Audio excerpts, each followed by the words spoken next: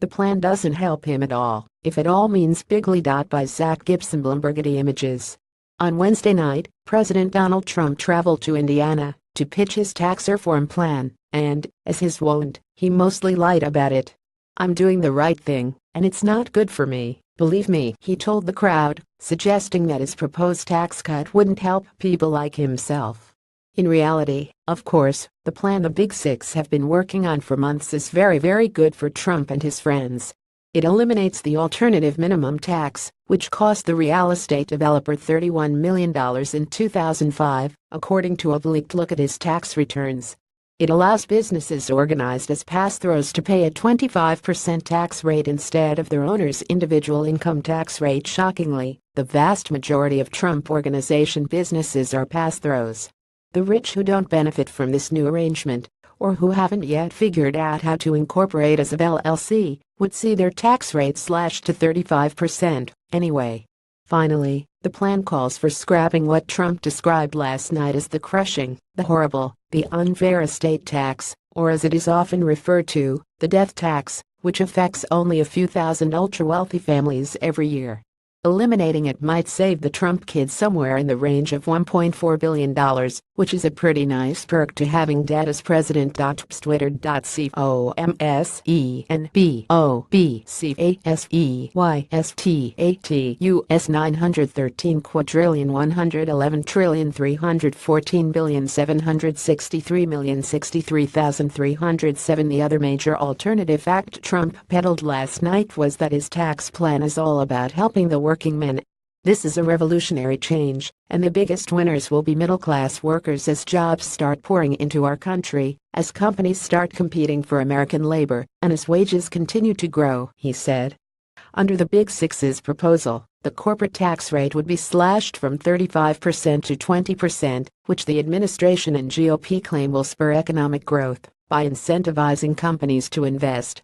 But as the Times notes, a study of a 2003 cut in the tax rate on corporate dividends found no discernible impact on investment. According to the Center on Budget and Policy Priorities, what companies save on taxes largely goes to those at the top, like CEOs and shareholders, with only a small share flowing to low and moderate-income working families. This is where things start to look dicey for the White House, which has bet its remaining political capital not only on getting tax reform done, but on the results, being popular with constituents besides Gary Cohn and Stephen Schwartzman. A recent poll shows that Americans support cutting taxes on middle and lower-income earners by 78% and oppose cutting taxes on the rich by a 29-point margin. Which is problematic, since Trump's tax cut does something like the opposite for many middle-class families, especially those with children. Twitter.com/COMAPPOLITICSSTAT US 913 quadrillion 401 trillion 141 billion 169 million 291,264 Twitter.com/COMDANIDLJHDMDLSTAT US 913,064 443 billion 684 million 229,120. Obviously, in order to gain support from Americans, the majority of which think corporations and the wealthy should pay more, Trump and company know they can't sell their plan for what it actually is, but rather claim it's all about middle-class and low-income families, for whom the benefits appear to range from modest to non-existent. If the idea was to deny Democrats an opening to paint the Republican Party as an annex of Koch Industries in the Chamber of Congress, they might have wanted to double-check the fine print in their own plan before rolling it out.